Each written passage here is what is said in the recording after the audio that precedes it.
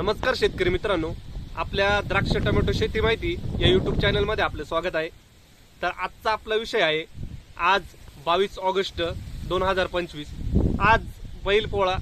तर या बैलपोळ्याच्या दिवशी आज अमावस्येची आपण फवारणी कोणती घेऊ शकतो याविषयी आज आपण माहिती बघणार आहोत। तर आज आपण या प्लॉटसाठी आपल्या हा साधारणतः 29-30 दिवसाचा प्लॉट झालेला आहे। या प्लॉटसाठी आपण कोणती फवारणी घेतली आहे याविषयी आज आपण माहिती बघणार आहोत। त्याआधी जे पण शेतकरी बांधव आपल्या चॅनलवर नवीन असतील आज शेतकरी बांधवांनी आपल्या व्हिडिओला लाईक करून आपल्या चॅनल सबस्क्राइब करायचं आहे व पुढील बेल आयकॉन दाबायचा आहे। तर मित्रांनो,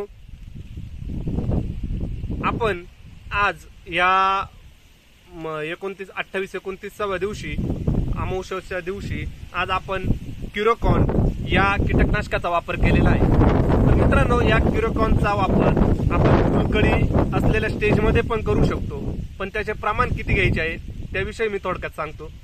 तर मित्रांनो, याचे प्रमाण आपल्याला 200 लिटर पाण्यासाठी आपल्याला फक्त 100 मिली आपल्याला याचं प्रमाण वापरायचं आहे, जेणेकरून आपल्या फुलकळीला कोणत्याही प्रकारची इजा होणार नाही। यासाठी आपल्याला 200 लिटर पाण्यासाठी फक्त 100 मिली क्युरोकॉन आपल्याला वापरायचं आहे, जेणेकरून आळ्यांचा खात्मा आपल्याला चांगल्या प्रकारे आपल्या होण्यास मदत होईल। त्यानंतर यामध्येच आपण वापरलेला आहे एक्सपोनस आपल्याकडे काही प्रमाणामध्ये आपल्याकडे कमी होते, त्यामुळे आपण कमी प्रमाणात वापरलेले आहे। तर मित्रांनो, एक्सपोनस आपल्याला साधारणतः 35 मिली आपल्याला 200 लिटर पाण्यासाठी आपल्याला वापरायचे आहे।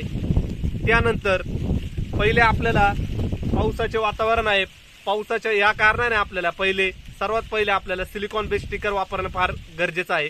तर आपण एक चांगल्या प्रकारचे एक स्टिकर सिलिकॉन बेस आपण वापरले गेले पाहिजे। त्याचमध्ये आपण सॉइल कार्बन या उत्पादनाचा वापर केलेला आहे।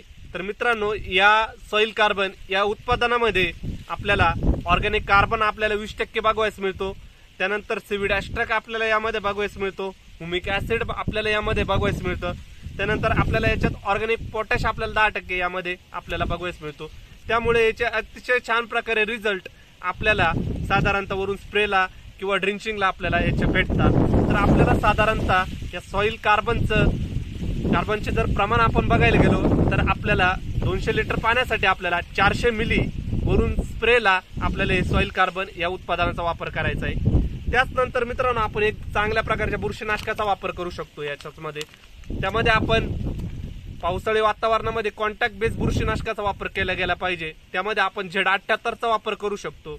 त्यानंतर आपण अँट्राकॉल सारख्या बुरशीनाशकाचा वापर करू शकतो, मेटिराम सारख्या बुरशीनाशक, पॉलिराम सारख्या बुरशीनाशकाचा वापर करू शकतो।